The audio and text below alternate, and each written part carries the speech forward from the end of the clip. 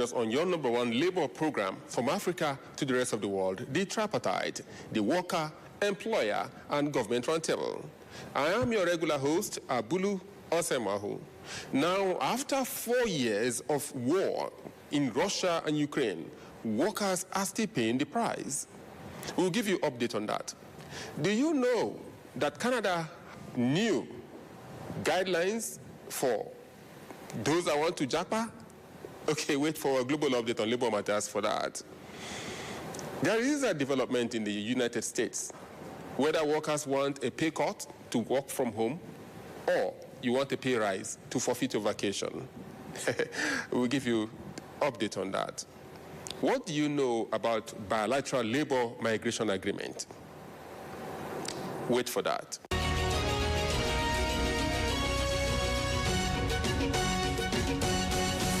Did you know?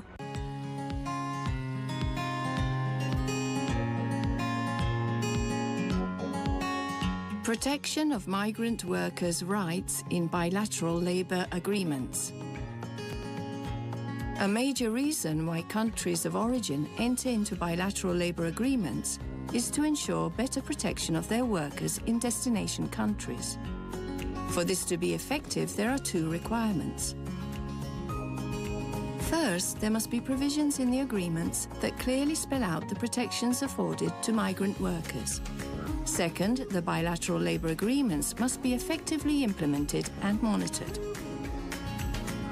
Bilateral labor agreements should be designed to reflect a clear commitment to international human rights instruments and labor standards for the protection of migrant workers. They can pledge to protect the rights of migrant workers through equal treatment and non-discrimination, and include gender-specific and rights-based provisions. Fair recruitment principles can be included in bilateral agreements to ensure that workers receive free, full and accurate information on overseas employment, and they do not pay recruitment and placement fees, and to guarantee as well that their rights are respected and protected throughout the migration process.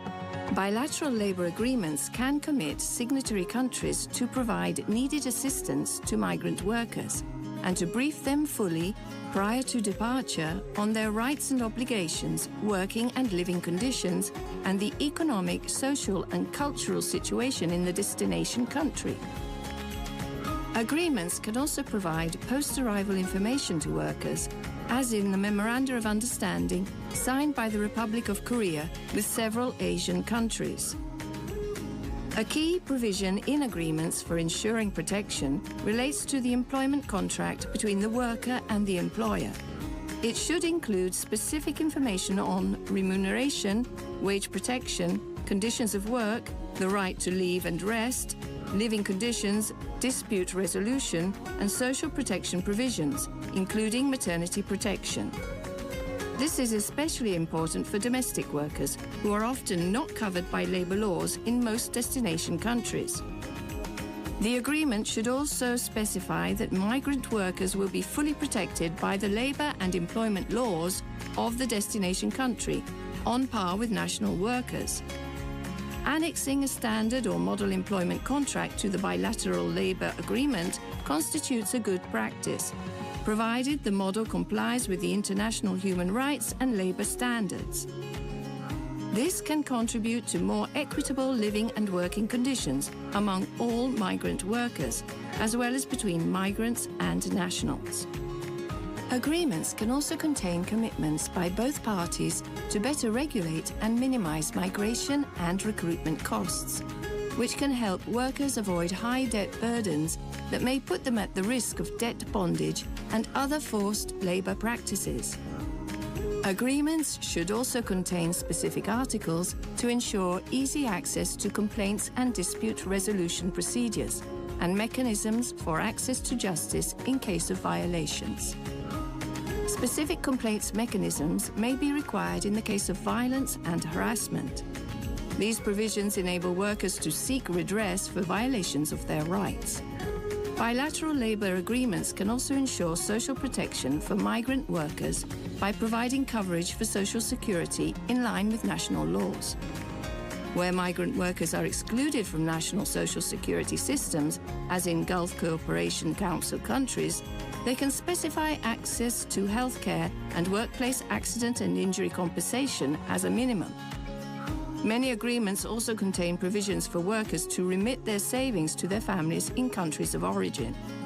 In view of special problems faced by women migrant workers, especially domestic workers, bilateral labour agreements can contain general provisions which apply to all workers and specific provisions to deal with the specific situations in relation to issues such as working time, leave and rest periods, ensuring privacy and the right to communication. These may be best addressed by developing dedicated domestic worker agreements accompanied by standard employment contracts, such as those annexed to the agreements with Saudi Arabia. Finally, for more complete protection, the bilateral labour agreements should cover the entire migration cycle: pre-departure, employment in destination country, and return and reintegration. Origin and destination countries share responsibility for ensuring protection of workers at each stage.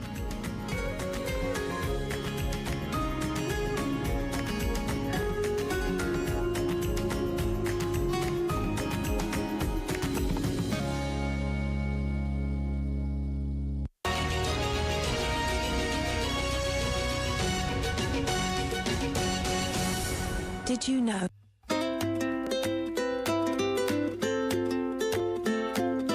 I am Comrade Kabiru Adu Munjibur, the National President, Medical and Health Workers Union of Nigeria, the National Chairman, Joint Health Sector Union, the President, West African Health Sector Union Network, WASUN, and the Deputy President, Nigeria Labour Congress. You are watching the Tripartite in AIT. Keep watching the Tripartite because it's educative. Welcome back. The Nigeria Labour Congress, the Trade Union Congress of Nigeria, and the International Labour Organization, ILO, had a function on labour migration in Abuja. What really did they discuss? Let's Talk is here for you.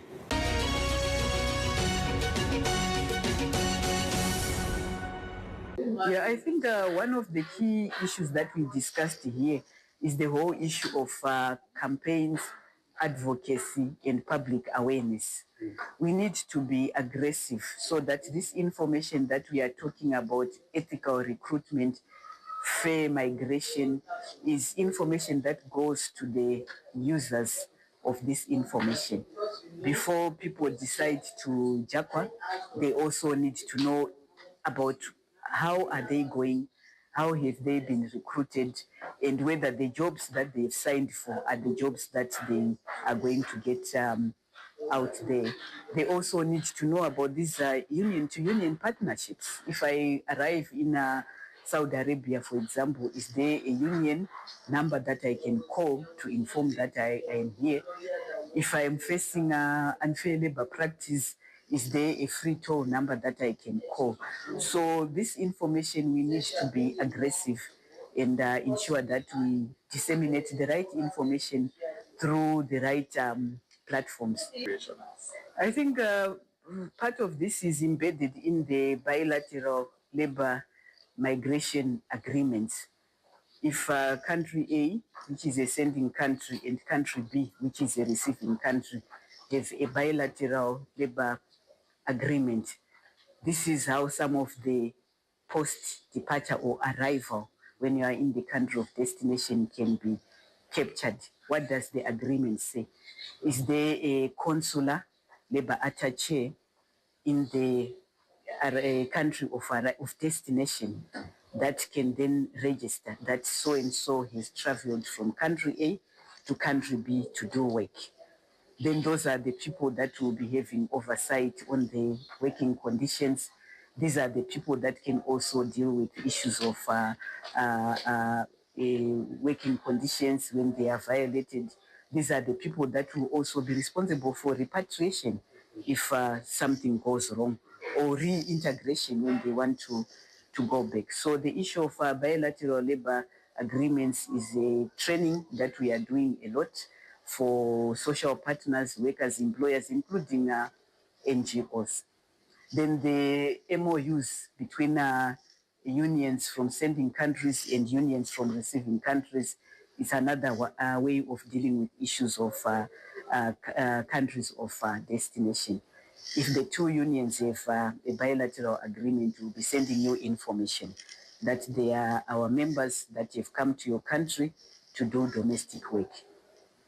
Talk directly to the labor migrant. Talk directly to him or her how he can be more educated. I think the union is one reliable source of information where you can get first-hand, credible, and validated information about your rights. Trade unions are membership organizations that you can also look out to them to ensure that before you travel to work outside your borders or as a migrant worker in a certain country, they will tell you about your rights. They will also even give you language skills. Let's suppose you are a foreigner and you don't know how to integrate with the communities. So join the union, be a member of a union, and once you are part and parcel of the union, your rights will be guaranteed.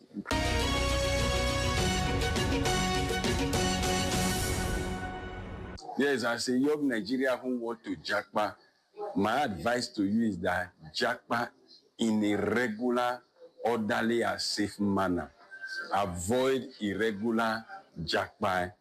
Consult relevant documents and information that promote regular migration. Reach out to the NLC for advice, for guidance, and for necessary assistance that will help you migrate well. But for government, our advice is that address the push factors that are pushing young Nigerians to jackpot using irregular route, and to the other countries of destination, especially developed countries, make regular pathways available for young Nigerians who want to jackpot in a regular manner using regular pathways. And we're also working with affiliates in strategic sectors where migrant workers are prevalent. For instance, construction, agric, maritime, hotel and personal services, domestic sector, health sector, transport sectors, around the aviation sector, maritime and road transport that interface with migrant workers. And we are also trying to ensure that we make the migrant call center of the NSC more effective and more functional to respond to migrant workers' issues. How will you assess the efforts of the Nigerian Labour Congress in ensuring that labor migration labor migration governance is enhanced, and what kind of collaboration with the NLC need to ensure that what it has done so far is expanded? Well, my assessment may be biased, being a staff of the NLC, but I can see to a very large extent the Nigerian Labour Congress and its affiliates have been effective in promoting better labor migration governance in Nigeria. And one of the things we are suggesting in the implementation plan is more collaboration, especially around trade union to trade union cross-country collaboration. Countries in destination, collaboration with trade unions in destination countries where Nigerians are migrating to, and also how to develop memorandum of understanding with trade unions in these countries in the area of the protection of the labor and human rights of migrant workers, and also collaborating with state actors in Nigeria that are championing migration governance framework in Nigeria, with the Federal Ministry of Labor and Employment, with the National Commission for Refugee, Migrant and Internally Displaced Persons, NIDCOM, and other organizations that have the responsibility and mandate to promote better migration governance in Nigeria.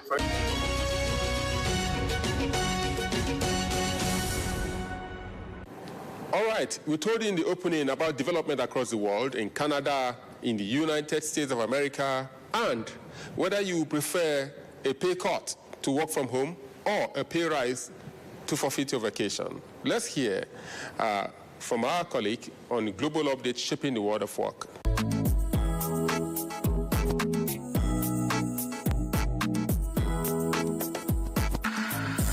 For years after Russia launched its full-scale invasion of Ukraine on the 24th of February 2022, Ukrainian workers continue to face deadly attacks on mines, railways, and energy infrastructure. Trade unions are calling for peace, respect for international law and reconstruction grounded in workers' rights and democracy. Russia's war of aggression, which began with the full-scale assault on the 24th of February 2022, continues to inflict devastating losses on Ukrainian workers and their unions. Mines, railways, and energy infrastructure remain targets, and civilians are paying with their lives as the invasion enters its fourth year. Workers have paid a heavy price. More than 1,000 were injured at workplaces in 2025 as a result of hostile attacks, including over 200 fatalities. In the first weeks of 2026 alone, dozens more workers have been injured and killed on the job. Canada has announced a comprehensive update to its express entry system for 2026, designed to attract highly skilled workers, fill critical labour shortages, and support economic growth. According to a post obtained from Immigration, Refugees and Citizenship Canada's website, the announcement was made by Minister of Immigration, Refugees and Citizenship, Lena Diab, on Thursday, as part of the government's international talent attraction strategy.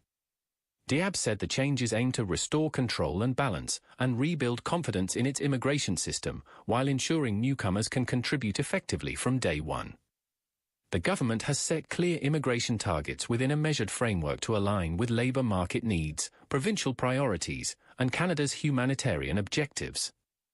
The express entry system will maintain priority streams for healthcare and social services professionals, including nurse practitioners, pharmacists, dentists, psychologists, and chiropractors. Skilled trades such as carpenters, plumbers, and machinists will also remain eligible, along with STEM occupations like engineers and cybersecurity specialists. French language proficiency remains a key selection criterion, underscoring the vitality of francophone communities outside Quebec. A story published in Vanguard newspaper by Victor Ahumayung has reported that anxiety and anger are spreading rapidly across the federal civil service as workers in ministries, departments and agencies, MDAs, grapple with unexplained salary reductions, mounting unpaid arrears, and the absence of official communication from the federal government. Labour sources warned that the situation is breeding deep frustration and could trigger widespread industrial unrest if left unresolved. Investigations reveal that federal workers have endured months of financial strain amid shrinking monthly pay packages, delayed allowances, and promotion arrears stretching back several years. Many affected workers describe the situation as unprecedented, particularly as several state governments are now paying higher wages than the federal government. This development, officials admit, has never occurred in the history of Nigeria's minimum wage regime. At the centre of workers' complaints is the non-issuance of pay slips since September 2025, a development that has left employees unable to track deductions or understand why their salaries continue to decline monthly, especially in several MDAs. According to affected staff in the Federal Ministry of Information, Labour and Employment, Agriculture and Education, among others, as well as the agencies and departments under them, including the Federal Radio Corporation of Nigeria, FRCN, and the Nigerian Television Authority, NTA, take-home pay has been reducing steadily without any official explanation, fueling suspicion and distrust within the system. Adding to the tension is the non-payment of 3 months' wage award arrears, which workers say the federal government has yet to settle despite repeated assurances. According to a report published by Business Insider on a new FlexJob survey of 4,000 workers in the US, has found that workers are clamoring for work-from-anywhere roles. If every employer offered a remote work policy, per FlexJob's polling, 75% of workers would take them up on it. And they're willing to pay for that ability. Half of workers surveyed said they would take a pay cut for the policy. And it's not just pay that workers are willing to forego. Around a fifth of workers said they'd increase their working hours to work from anywhere, and 15% said they'd even give up their vacation days. Millennials led the charge, as 69% were willing to give up something to work from anywhere. This percentage fell to 59% for Gen X and 50% for Boomers. The workers surveyed said they would give up other benefits as well. 23% would give up professional development opportunities, while 13% would voluntarily lose company-provided insurance. Another 10% said they would abandon retirement-focused company contributions. A majority of workers also reported being willing to move elsewhere for work if given the chance to work remotely. About 41% said they would move to a different state if given the opportunity for remote work, while 40% said they would relocate to a different city. Over 1 in 4 said they would move to a different country. About 16% said they would become digital nomads and live globally. Most were motivated by lower costs of living, climate, and culture. Data compiled by Stanford, WFH Research, and Gusto economists reveals that the share of workers living over 50 miles away from their offices increased more than fivefold from 2019 to 2023. Workers are also increasingly living further away from their offices, due both in part to people moving away from their previous bases, and companies willing to extend their candidate searches wider as remote work became more prevalent. Trade unions across India delivered a powerful display of collective strength on the 12th of February, 2026, as a nationwide general strike brought vast sections of the country to a standstill. Called by the Joint Platform of Central Trade Unions, the strike was a clear rejection of anti-worker policies and the Indian government's continued refusal to engage in social dialogue. According to preliminary union assessments, over 300 million workers, farmers, and other sections of the people took part in strike actions and mass mobilizations across more than 600 districts. From coal mines to public offices, workers across formal and informal sectors stopped work in solidarity. Markets closed in many regions, public transport was at a standstill, and industrial areas witnessed large union-led processions. Notably, women workers from various unorganized sectors were seen at the forefront, while students and youth joined protests demanding jobs and public education. This massive action is the latest escalation in a long-running struggle against the 4 labour codes, pushed through Parliament without consultation, without convening the Indian Labour Conference, and in open disregard of international labour standards. Trade unions have now organised 6 nationwide general strikes since the codes were introduced, because of the government repeatedly ignoring workers' demands. Unions warned that the codes weaken collective bargaining, restrict the right to strike, push nearly 70% of factories outside labour law coverage, and strip millions of workers of occupational safety, social security, and wage protections.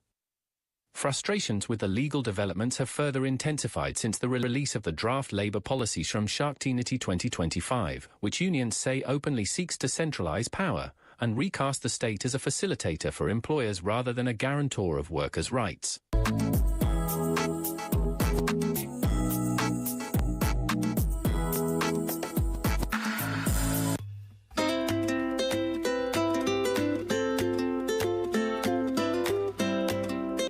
My name is Mohammed Gadi, the Minister of Labour and Employment.